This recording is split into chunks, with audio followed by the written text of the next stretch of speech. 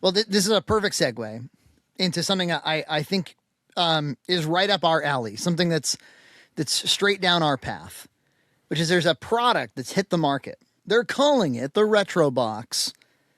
If you go to retrobox.us, and everybody was calling my attention to this in the last couple of weeks. It's a little, I don't know, how large is the television? It looks like it's meant to be very small, like maybe 9 inch. 9 inches. Yeah, so the size I have on my desk with built-in VCR. It's a real VCR, and it's modeled as though it were a CRT television. But it's not a CRT. It's a I guess an LCD television that looks like that's in a box, and then has a built-in real VCR into it. And it's got a little sneaky little HDMI port right on the front. So I don't know. So you can plug in your Switch. What are you plugging into that fucking thing? I don't know. Right? I don't know. Yeah. Yeah, I don't know, because it's a 4x3 LCD screen, I'm guessing. So you're going to be cropping stuff that's widescreen that comes through HDMI. Yeah, it's not going to look great. It's not going to look great. So I kind of called it. People are like, hey, check it out. They're manufacturing new CRTs. And I didn't even have to look into it very carefully to be like, that's no CRT. That's no moon. your tingles, yeah, the spidey senses. That's no CRT. And I think you were the one that pointed out, you were like, there's no way they're making new cathode tubes. Yeah, I don't think they can make them anymore.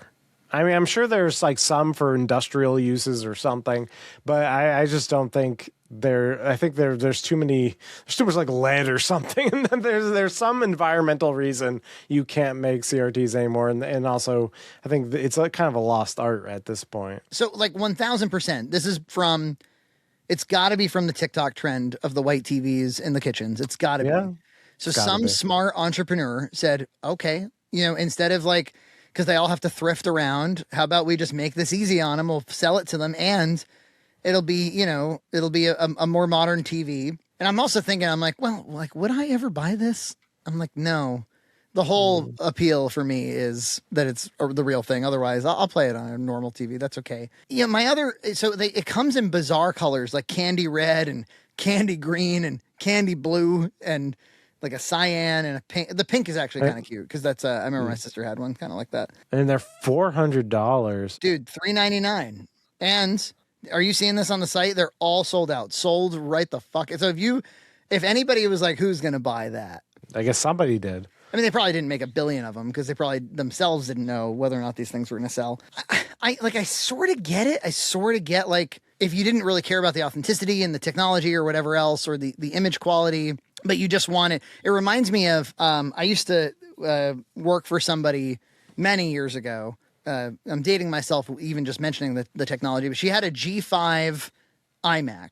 A white bordered G5 iMac. It was back when they used to make them bright white. Mm-hmm. And Apple had moved on from that tech for for years, and she still had it. And she was she was the president. Yeah. Not of the United States, but somebody I used to work for. And I remember we were like, hey, like, could we convince you to get rid of this G5 iMac? And she was like, well, and she didn't know how to use a computer really. So we were like, can we get rid of this? And she was like, it goes with the printer and it goes with the lamp. Like it really ties the room together, as the Big Lebowski would say. Yeah, man, it really tied the room together. So, I mean, I guess if you're the type that like all you're going for is the aesthetic, but I have a few complaints even on that front. One is I don't like this like big logo that says box on the front that kind of like, you see that reveals so obviously that it's not your Panasonics or your whatever. It's got colors in it too, so it's even more like your eyes drawn. Yeah, I like the controls. I think those look pretty good. It's got composite without red right on the front. I guess that's cool. So I guess you could be plugging in your NES with this. I guess. Yeah. Oh yeah, but I don't. Who knows what the lag time is and stuff like that. And you know what?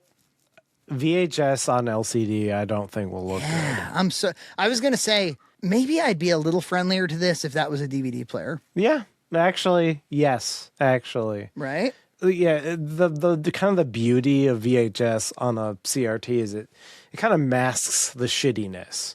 if you've ever watched VHS on like a modern TV, it doesn't hold up. It doesn't hold up.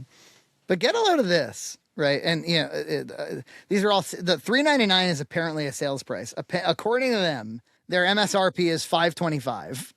Bullshit. If you scroll down past all the sold out candy colors, and I'm not trying to rag on this company, I'm actually impressed. I think they're really smart. They're really smart. I'm just telling them why I'm too much of a nerd for it. There's a section that says, "Don't have any VHS tapes?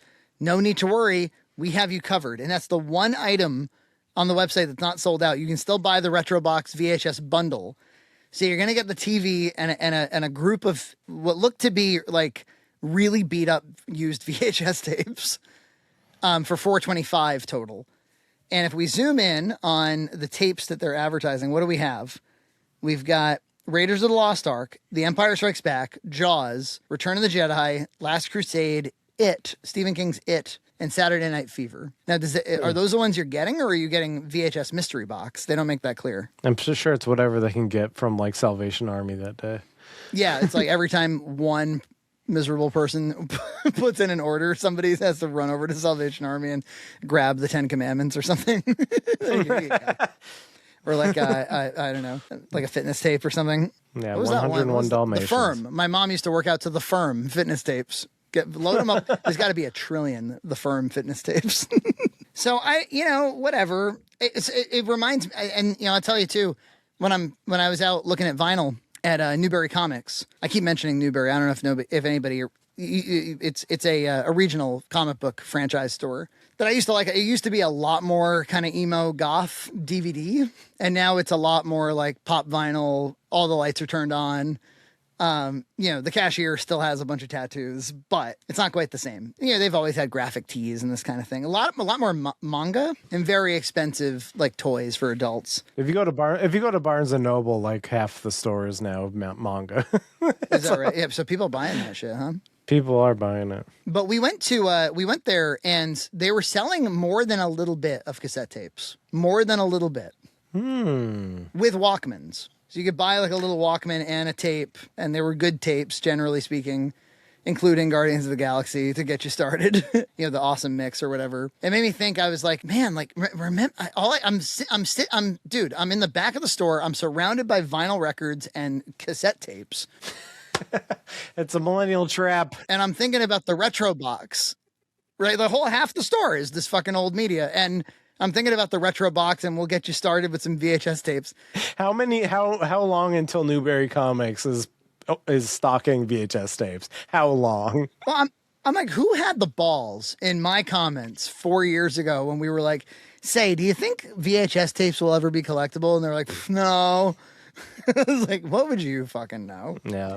And I'll tell you, I'll say it again so that everybody is clear on how we knew that they were going to be collectible. Anything that everybody had, that everybody threw away, is going to become collectible. Right. Everything. Right. Because it's just a matter of time before they become interested in it as a nostalgic relic. They want to go out and get some, and they can't because everybody threw it out. That's the secret formula. Now, if you have something that was rare and not everybody had one, well, then probably the chances that it will be very nostalgic are going to be a lot less. I'll tell you, dude, let me throw something at you. If you ever go back to the random flea market, there is a giant section of Blu-rays. Huge section of Blu-rays. And lots of them are deluxe gift sets. You remember we used to do like a pre-order gift set? So statues and limited editions and like, Lord of the Rings, The Two Towers with a giant golem that's like in the box and shit. And it's $5 and it's sealed. And it's like, that, so you can get a steal on Blu-ray. So like I would urge people, like if you want to go for limited edition DVD or Blu-ray from a while ago, you can, now's the time. Yeah. I mean, it's a lot of that stuff. It's like when they, comic books would be like, oh, we're gonna like release like limited editions that people will just buy for collecting purposes, and they became the cheapest thing because they weren't nostalgic. People would buy them just to save them, kind of like Beanie Babies in a way, where people would buy them just to like save them. And then everyone has these Beanie Babies, and then now you can buy them on eBay for like a sack full. But the ones that people actually want are the like Superman, the Batmans that everyone had, read and threw away. Exactly. You can't anticipate value because it's like limited edition or something. It's because a lot of people had it and now they want it again. It's the life cycle of the thing that's going to make it valuable. And just one other thought on that topic. I was at that Play arcade place in New Bedford, and they have one of those cute like 80s setups where it's like it's a living room that looks like it's from the 80s, and they had a floor model television. And I hadn't been like in a living room setting with a floor model television in a really long time. With the fluffy shag carpet and stuff, the orange, bright orange carpet. And I got the sudden flashback of like, I spent my whole childhood on my stomach with my elbows on the floor watching TV. Right. That's how we watched TV. We were on the floor. And you see that too, like on The Simpsons, like old episodes of The Simpsons, the kids are on the floor, like watching TV on the floor model TV. Yeah. And I was like, this is a great way for kids to watch television. And all I can think of is like, of course, there's like the subreddit TV Too High and stuff. But yes, indeed, like our TVs are raised up now. The TVs are too damn high. It's too damn high. But that's just another, in terms of the life cycle of things, I wonder if a day will come where they're like, people like to put things on top of their TV for storage. And they like it to be on the floor so their kids can see it. Now you can get the retro living room box. And it's just a regular ass TV, but you can put shit on top of it, and it's boxy again. Yeah. And what we just came up with a new venture capital. There it is. There it is. Can I sell that for $7.99? Yeah. Well, with 5 random VHS tapes. Do you think? Because I see this website and it has all these colors sold out. I feel like these don't even exist, and the real listing is the one with the 5 VHS tapes. Oh wow, vaporware. I think it's like, don't miss out. You can still get this version. It looks like this is the only the TV and or the tapes is the only product so far. Yeah, but binge watch like it's 1999. Smart idea. No, smart idea. I think there's something to it. There's something to like, like once a trend picks up, sell it a little bit more directly to the consumer in a way that the normies won't care about.